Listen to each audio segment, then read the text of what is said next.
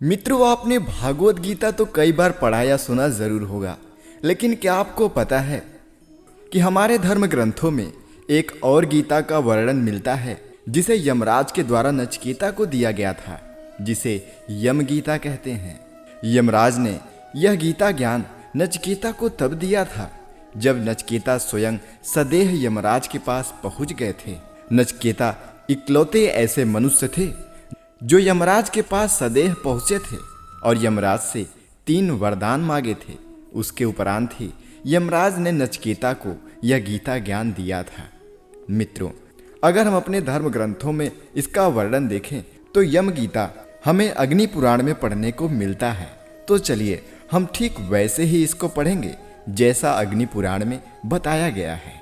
अग्निदेव कहते हैं, ब्राह्मण, अब मैं यम गीता का वर्णन करूंगा जो यमराज के द्वारा नचिकेता के प्रति कही गई थी। यह पढ़ने और सुनने वाले को भोग प्रदान करती है तथा मोक्ष की अभिलाषा रखने वाले सत्पुरुषों को मोक्ष देने वाली है। यमराज ने कहा, अहो, कितने आश्चर्य की बात है कि मनुष्य अत्यंत मोह के कारण स्वयं अस्थिर चित्त होकर आसन, शैया, वाहन, परिधान तथा गृह आदि भोगों को सुस्थिर मानकर प्राप्त करना चाहता है। कपिल जी ने कहा है, भोगों में आसक्ति का अभाव तथा सदा ही आत्म तत्व का चिंतन यह मनुष्यों के परम कल्याण का उपाय है। सर्वत्र समतापूर्ण दृष्टि तथा ममता और आसक्ति का न होना यह मनुष्यों के परम कल्याण का साधन है। यह आचार्य पंचशिख का उद्गार है। गर्भ से लेकर जन्म और बाल्य आदि वय तथा अवस्थाओं के स्वरूप को ठीक ठीक समझना ही मनुष्य के परम कल्याण का हेतु है। यह गंगा विष्णु का गान है। आध्यात्मिक, अधिदैविक और अधिभौतिक दुख यह सब अनंत वाले हैं, अर्थात ये उत्पन्न और नष्ट होते रहते हैं। अतः इन्हें क्षणिक समझकर धैर्यपूर्वक सहन करना चाहिए, विचलित नहीं होना चाहिए। इस प्रकार उन दुखों का प्रतिकार ही मनुष्यों के लिए परम कल्याण का साधन है। यह महाराज जन का मत है। जीवात्मा और परमात्मा वस्तुतः अभिन्न है, यानी एक है। इनमें जो भी भेद प्रतीत होती है उसका निवारण करना ही परम कल्याण का हेतु है। यह ब्रह्मा जी का सिद्धांत है। जैविसभ्य का कहना है कि ऋग्वेद, यजुर्वेद और सामवेद में जो प्रतिपादित कर्म है उन्हें कर्तव्य समझकर अनासक्त भाव से करना श्रेय का साधन है।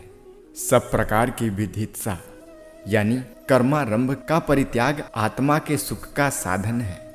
यही मनुष्यों के लिए परम श्रेय है। यह देवल का मत बताया गया है। कामनाओं के त्याग से विज्ञान, सुख, ब्रह्म एवं परम पद की प्राप्ति होती है। कामना रखने वाले को ज्ञान नहीं होता। यह सनकादिकों का सिद्धांत है। दूसरे लोग कहते हैं कि प्रवृत्ति और निवृत्ति दोनों प्रकार के कर्म करने चाहिए, परंतु वास्तव में निष्कर्मर्य ही ब्रह्म है।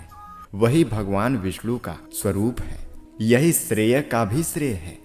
जिस पुरुष को ज्ञान की प्राप्ति हो जाती है वह संतों में श्रेष्ठ है। वह अविनाशी परम ब्रह्म विष्णु से कभी भेद को नहीं प्राप्त होता।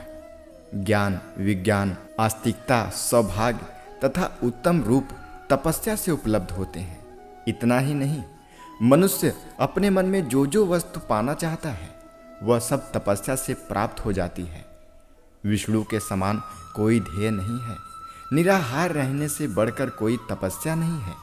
आरोग्य के समान कोई बहुमूल्य वस्तु नहीं है और गंगा जी के तुल्य दूसरी कोई नदी नहीं है। जगत गुरु भगवान विष्णु को छोड़कर दूसरा कोई बांधव नहीं है। नीचे, ऊपर, आगे, देह, इंद्रिय, मन तथा मुख सब में और सर्वत्र भगवान श्री हरि विराजमान है। इस प्रकार भगवान का चिंतन करते हुए जो प्राणों का परित्याग करता है वह साक्षात श्री हरि के स्वरूप में मिल जाता है। वह जो सर्वत्र व्यापक ब्रह्म है, जिससे सबकी उत्पत्ति हुई है, जो सर्वस्वरूप है तथा यह सब कुछ जिसका संस्थान है, जो इंद्रियों से ग्राह्य नहीं है, जिसका किसी नाम आदि के द्वारा निर्देश नहीं किया जा सकता, जो सुप्रतिष्ठित एवं सबसे परे है, उस परापर ब्रह्म के स्वरूप में साक्षात भगवान विष्णु ही सबके हृदय में विराजमान हैं। वे यज्ञ के स्वामी तथा यज्ञ स्वरूप हैं। उन्हें कोई तो परम ब्रह्म के रूप में प्राप्त करना चाहता है, कोई विष्णु के रूप में, कोई शिव के रूप में, कोई ब्रह्मा और कोई ईश्वर के रूप में, कोई इंद्रादि नामों से तथा कोई सूर्य, चंद्रमा और काल रूप में उन्हें पाना चाहता है। ब्रह्मा से लेकर कीट तक सारे जगत को विष्णु का ही स्वरूप कहते हैं। वे भगवान विष्णु परम ब्रह्म परमात्मा हैं, जिनके पास पहुंच जाने पर फिर वहां से इस संसार में लौटकर कोई नहीं आता। सुवर्ण दान आज बड़े बड़े दान तथा पुण्य तीर्थों में स्नान करने से, ध्यान लगाने से, व्रत करने से, पूजा से और धर्म की बातें सुनने से उनकी प्राप्ति होती है। आत्मा को रथी समझो और शरीर को रथ, बुद्धि को सारथी जानो और मन को लगाम। विवेकी पुरुष इंद्रियों को घोड़े कहते हैं और विषयों को उनके मार्ग तथा शरीर, इंद्रिय और मन सहित आत्मा को भोक्ता कहते हैं। जो बुद्धि स्वरूप सारथी अविवेकी होता है, जो अपने मन रूपी लगाम को कसकर नहीं रखता, वह उत्तम पद को नहीं प्राप्त होता, संसार रूपी गर्त में गिरता है। परंतु जो विवेकी होता है और जो मन को काबू में रखता है, वह उस परम पद को प्राप्त होता है जिससे वह फिर जन्म नहीं लेता। जो मनुष्य विवेक युक्त बुद्धि रूप सारथी से संपन्न और मन रूपी लगाम को काबू में रखने वाला होता है, वही संसार रूपी मार्ग को पार करता है, जहाँ विष्णु का परम पद है। इंद्रियों की अपेक्षा उनके विषय पर है, विषयों से परे मन है, मन से परे बुद्धि है, बुद्धि से परे महान आत्मा है, महतत्व से परे अव्यक्त है यानी मूल प्रकृति है, और अव्यक्त से परे पुरुष यानी परमात्मा है। पुरुष से परे कुछ भी नहीं है, वही सीमा है, वही परम गति है। संपूर्ण भूतों में छिपा हुआ यह आत्मा प्रकाश में नहीं आता। सूक्ष्मदर्शी पुरुष अपनी तीव्र एवं सूक्ष्म बुद्धि से ही उसे देख पाते हैं। विद्वान पुरुष वाणी को मन में और मन को विज्ञानमयी बुद्धि में लीन करके इसी प्रकार बुद्धि को महतत्व में और महतत्व को शांत आत्मा में लीन करें। यम नियम आदि साधनों से ब्रह्म और आत्मा की एकता को जानकर मनुष्य स्वरूप ब्रह्म ही हो जाता है। अहिंसा, सत्य, अस्तेय, ब्रह्मचर्य, अपरिग्रह ये 5 यम कहलाते हैं। नियम भी 5 ही हैं: शौच, संतोष, उत्तम तप, स्वाध्याय और ईश्वर पूजा। आसन बैठने की प्रक्रिया का नाम है, उसके पद्मासन आदि कई भेद हैं। प्राण वायु को जीतना प्राणायाम है।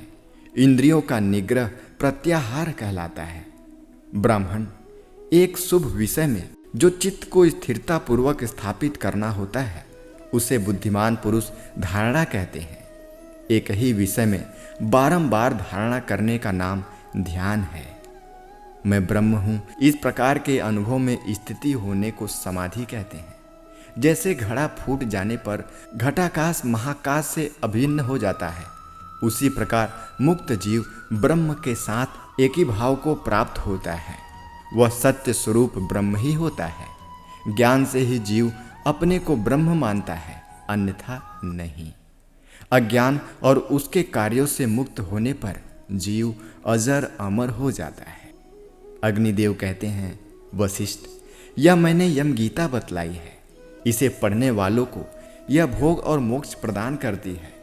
वेदांत के अनुसार सर्वत्र ब्रह्म बुद्धि का होना आत्यांतिक लय कहलाता है। दोस्तों, यह यम गीता अग्नि पुराण के 322वें अध्याय में दिया गया है। आपको यह छोटी सी जानकारी कैसी लगी, हमें कमेंट में बताएं।